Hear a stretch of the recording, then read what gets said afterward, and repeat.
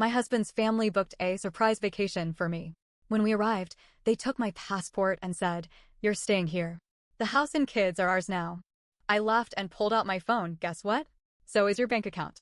When they checked their balances, they screamed. You ever deal with in-laws who treat you like an outsider, no matter how much you try? The kind of people who make you feel like you're just a guest in your own marriage? That was my husband's family. His mom, Margaret, his dad, Robert, and his sister, Jessica. They always made sure I knew I wasn't one of them. It wasn't direct at first, little jabs here and there. Comments about how I should dress more like a wife, or how I was lucky Alex married me. Over time, the insults became less subtle. Margaret would criticize how I cooked, how I raised my kids, how I wasn't grateful enough for everything Alex's family had given me. Except they hadn't given me anything. Alex and I lived in a house I helped buy. I worked a good job before I became a stay-at-home mom. I handled our finances. I took care of our kids. I managed everything. But in their eyes, I was just some gold digger they had to tolerate. Alex always defended them. They don't mean it that way, he'd say. They just want what's best for me. Then, one day, they suggested a family vacation. Margaret and Jessica came over one day, all smiles, saying they had something amazing planned for us. A 2-week vacation to Italy. A family trip. Everything was booked. Flights. Hotels. A private villa. They made it sound like a dream. I was suspicious. For years, I had been the one to plan our trips. And suddenly, they were surprising us with this? It didn't feel right. But Alex? He told me I was overthinking it. It'll be fun, he said. The kids will love it. So, like an idiot, I agreed.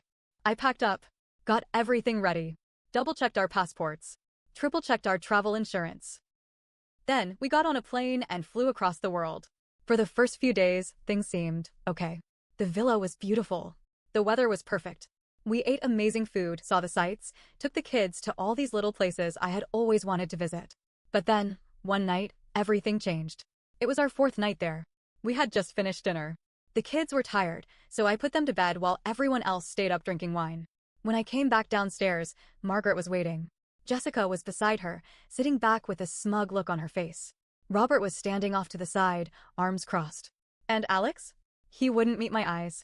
Something was wrong. Margaret took a slow sip of wine, then looked at me like I was a child who needed to be taught something important. We've talked about it, she said, and we all agree this is for the best.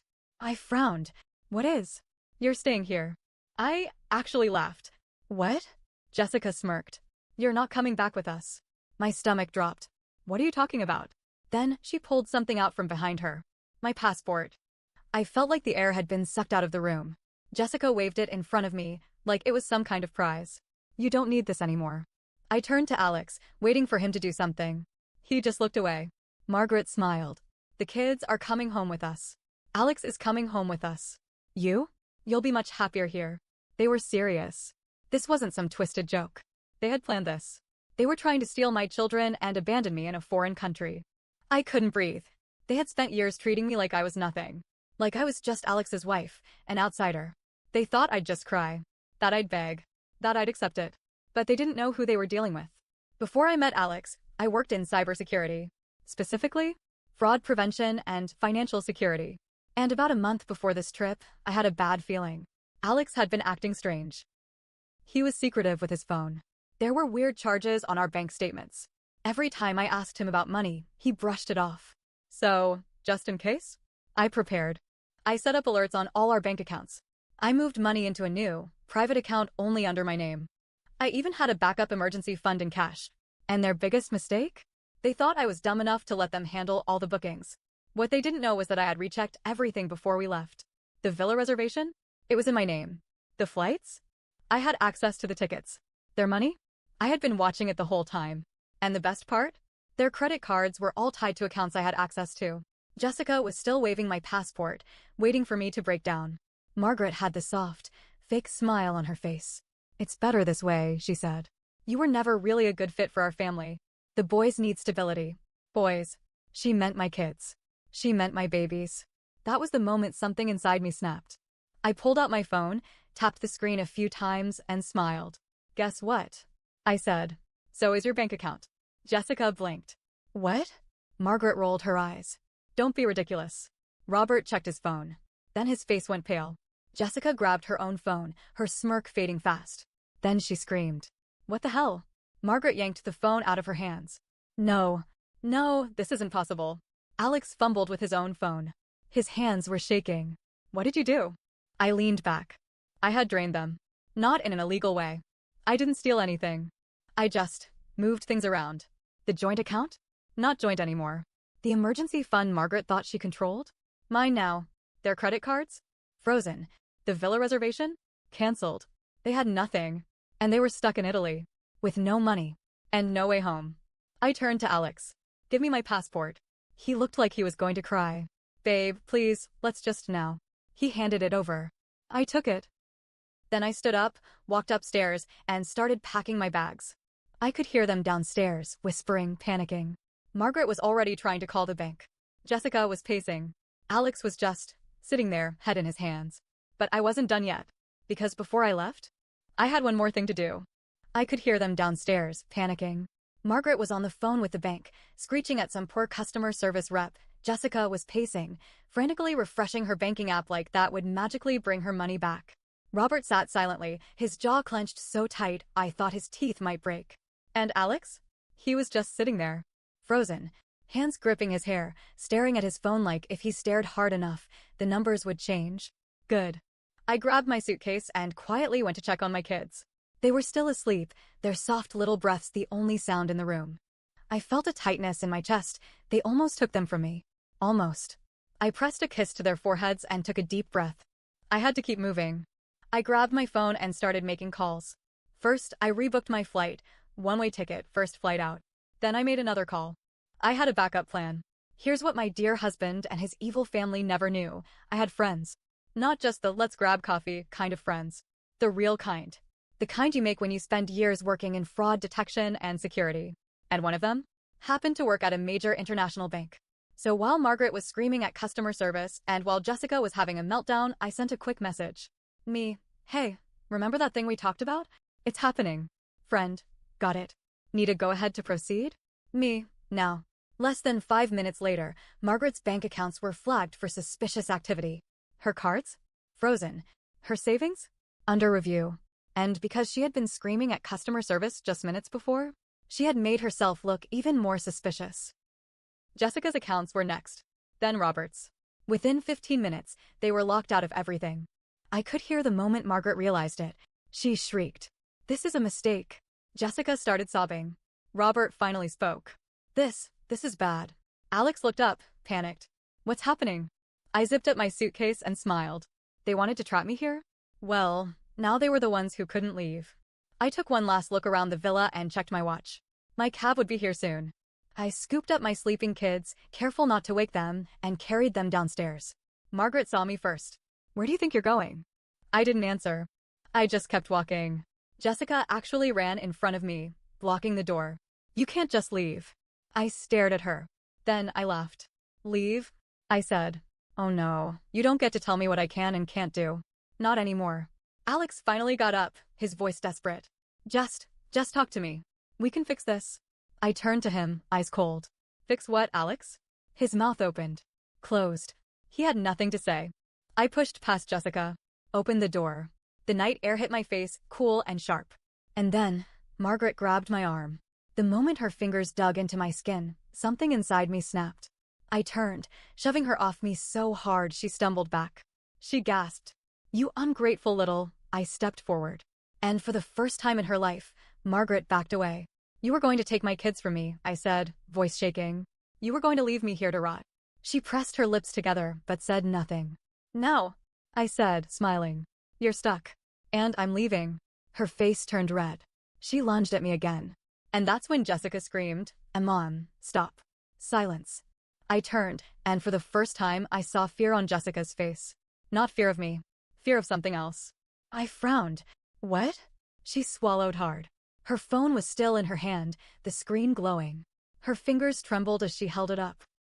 And when I saw what was on the screen, my blood ran cold. There was a message on Jessica's phone. A single notification. From my bank. A transfer request. From MY emergency account. To Alex's. For every single cent. My heart stopped. I turned slowly to my husband. He was already backing away. Babe, he started. I thought. I stepped toward him. You tried to steal from me? Margaret perked up. Oh, Thank God, she breathed. Alex, you can fix this. Just move the money back and I didn't get it, he yelled. Everyone froze. What? Margaret snapped.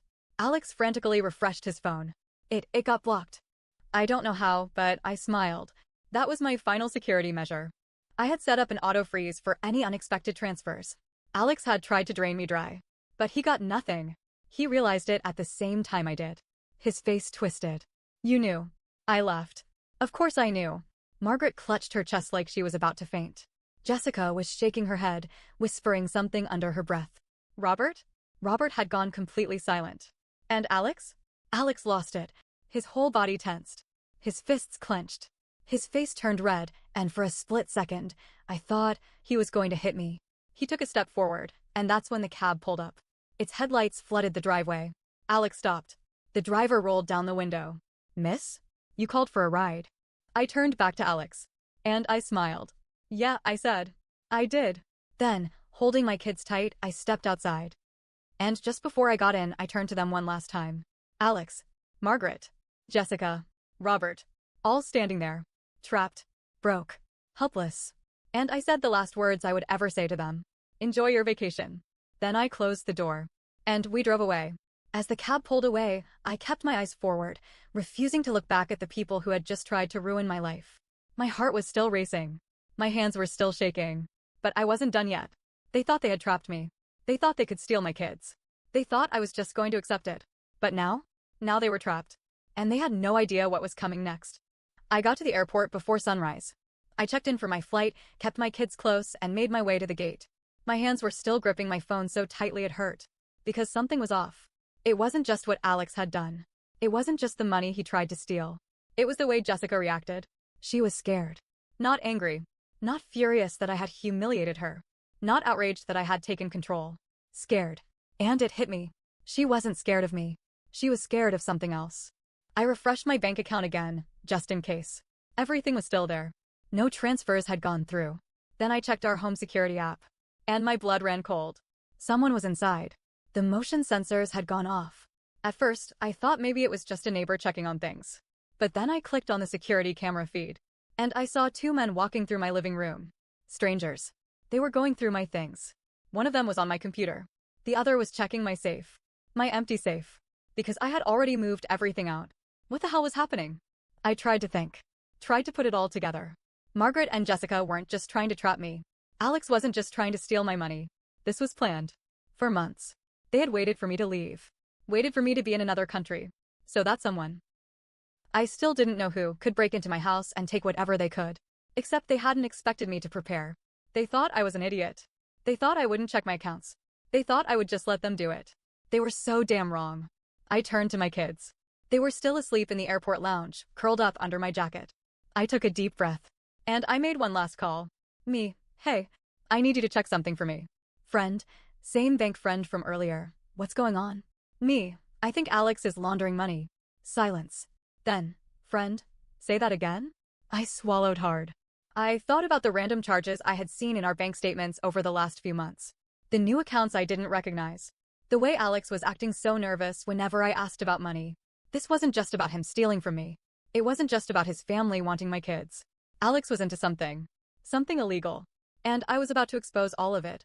The truth finally comes out. My friend got to work immediately. And within 20 minutes, she called me back. Friend, you're not crazy. Me, tell me. She took a deep breath. And then she said the words that changed everything. Friend, Alex has been moving money through fake accounts. Thousands. Maybe more. My hands went numb. Friend, and guess whose name is on some of them? I already knew. Mine. Alex hadn't just planned to trap me in Italy. He hadn't just planned to steal my kids. He was setting me up. He had been moving illegal money through our accounts, using my name, my credentials, everything. And then? He was going to leave me in Italy. If the police ever came asking, guess who would take the fall? Me. His dumb, naive wife. Except I wasn't so dumb, was I? I wasn't leaving this alone. I wasn't just going to get on my flight and pretend like this never happened. Because this wasn't just revenge anymore. This was war. I pulled up every record, every transaction, every suspicious charge I had saved. Then I sent it to everyone who mattered. My lawyer, my friend at the bank, and the police. And as I boarded my flight home, I knew Alex thought he had ruined me. But by the time I landed, his life would be over. I was on the plane, my kids curled up beside me, their tiny bodies warm against mine. The cabin lights were dim, most passengers dozing off. But I couldn't close my eyes. Not yet. I watched my phone, waiting for the moment everything I had set in motion would explode.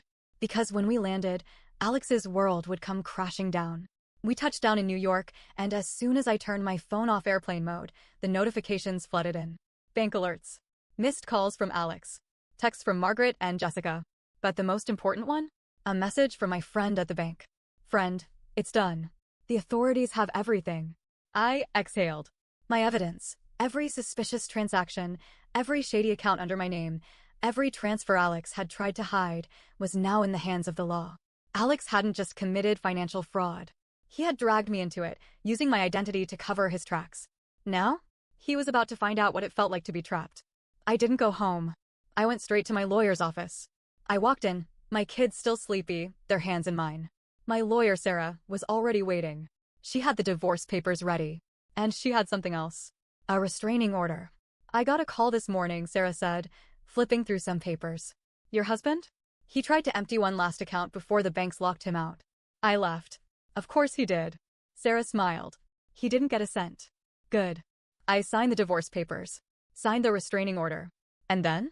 I texted Alex. Meet me at the house. Now. I got there before him. The locks had already been changed. The house felt different, colder, emptier. It wasn't a home anymore. It was a crime scene waiting to happen. The front door swung open. And there he was. Alex stood in the doorway, looking wrecked. His clothes were wrinkled, his hair a mess, his eyes bloodshot. Babe, he said, stepping inside. Please, I held up the restraining order. You don't live here anymore. He froze. His eyes darted to the papers, and for the first time, I saw real fear in his expression.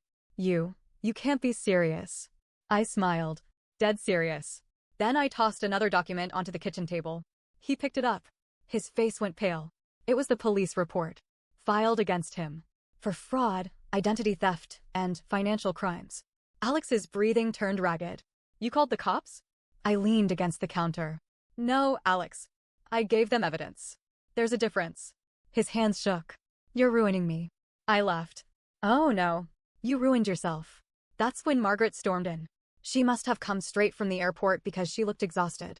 Her clothes were wrinkled, her hair frizzed from stress, but her eyes were sharp, furious. You manipulative little, I held up a hand. Careful, I said. You're trespassing. Her jaw locked. You destroyed my family. I raised an eyebrow. Your family tried to steal my kids. Your son tried to frame me for his crimes. And now I'm the bad guy? Margaret's lips trembled. She turned to Alex, gripping his arms. We'll fix this, she whispered. We'll call the lawyers. The bank will understand. We can get the money back. Alex just stood there, silent. Margaret shook him. Say something. We can't lose everything. And then, the moment I had been waiting for happened. Alex broke. Right in front of her. His whole body slumped. His breathing was shallow, his face defeated. I can't fix it, Mom, he muttered. Margaret stared. What do you mean? He finally looked at her. And then he said the words that made her world crumble. The money's gone. Silence. Margaret blinked. That's not possible. Alex swallowed hard. It's gone. I took out loans. I made bad investments. Margaret grabbed his shirt.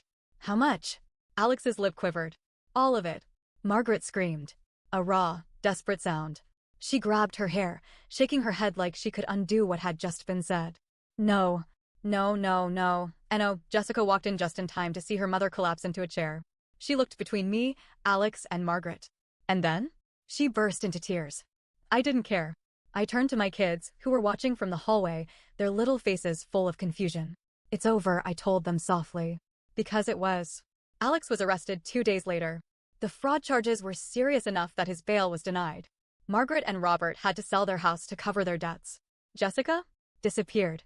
She had loaned Alex money, too, money she didn't have. She tried to skip the country, but debt collectors found her first. And me? I moved on. The divorce went through fast. I got sole custody of my kids. And the best part? I never had to see them again. One day, a few months later, I got a call from an unknown number. It was Alex. I let it go to voicemail. When I played it back, I heard his voice weak, hollow. I lost everything, he whispered. I deleted the message. And then? I took my kids outside, into the sunshine. Because for the first time in years, I was free.